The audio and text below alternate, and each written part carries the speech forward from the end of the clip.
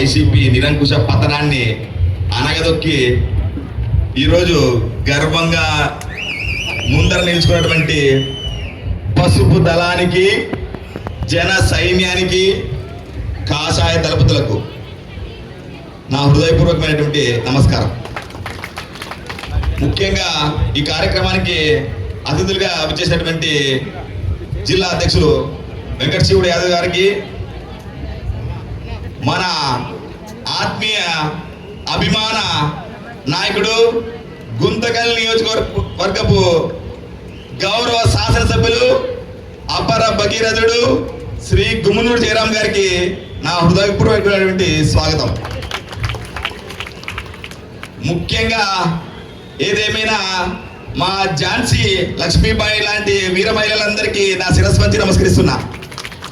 తల్లి, నిజంగా ఈరోజు మంచి ప్రభుత్వం అనేటువంటి కార్యక్రమము చాలా అద్భుతంగా నిర్వహించుకుంటామంటే దానికి కారణం నేను ఘంటాపదంగా చెప్పగలను, గుంతి పట్టనటువంటి పట్టణము మహిళలే అని. ఎందుకంటే మీ తిరుగుబాటు ఎలాంటిది అంటే ఇక్కడ నేను బాగా గమనించాను. నీళ్ళ సమస్య ఉన్నప్పుడు నిజంగా మీరు అపర కాళికా భద్రికలారా రోడ్లలోకి వచ్చి ధర్నా చేశారు మీరందరూ. నిజంగా ఆ పోరాట పట్టుకతోనే ఆ గత ప్రభుత్వపు వైసీపీ నిరంకుశ పోరాటాన్ని తరిమి పారేశారు. నిజంగా అలాంటి కాళికా మాతలందరికీ శిరస్సు వంచి నమస్కరిస్తున్నా మీ అద్భుతమైనటువంటి విజయం ఇచ్చినందుకు. ఏది ఏమైనా ఇక్కడ ఒక వ్యక్తి గురించి ఖచ్చితంగా స్మరించుకోవాలి.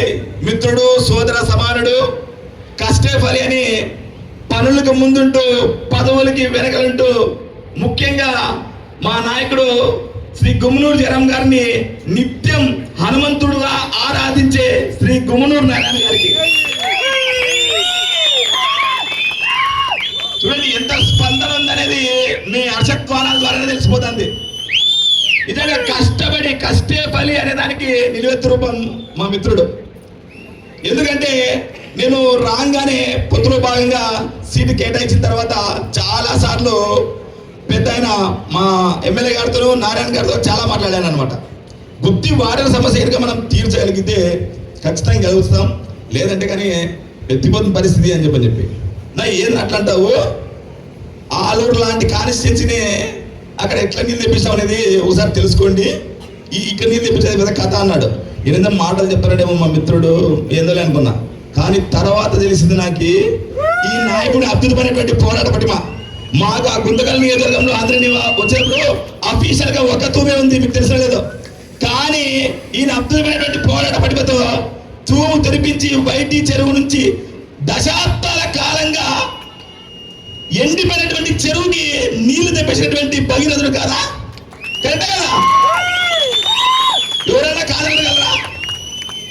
నిజంగా పని చేయాలి అనేటువంటి అంకిత భావం ఉంటే ఏదైనా సాధ్యమవుతుందనే దానికి నిలువెత్తు రూపం ఆ వరుణ దేవుడి కృపా కటాక్షమే అని చెప్పి ఈ నాయకుల ద్వారా తెలిసి నాకు ఆయన కూడా ఆశీర్వదించారు లాస్ట్కి.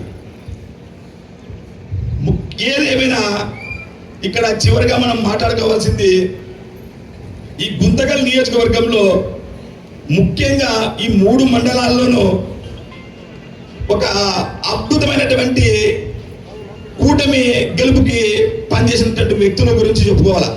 చాలా మంది నిన్న మొన్న ఎక్కడెక్కడో గాలి మాటలు మాట్లాడుతున్నారు. చూడండి, మీరు ఒకటే గుర్తుపెట్టుకోండి, ఎవరన్నా కానీ ఈయన కొడుకు చూస్తే చూడటానికి వయసులో చిన్నడేమో కానీ నాయకత్వ లక్షణంలో మటుకు చాలా పెద్దడు అనిపిస్తుంది.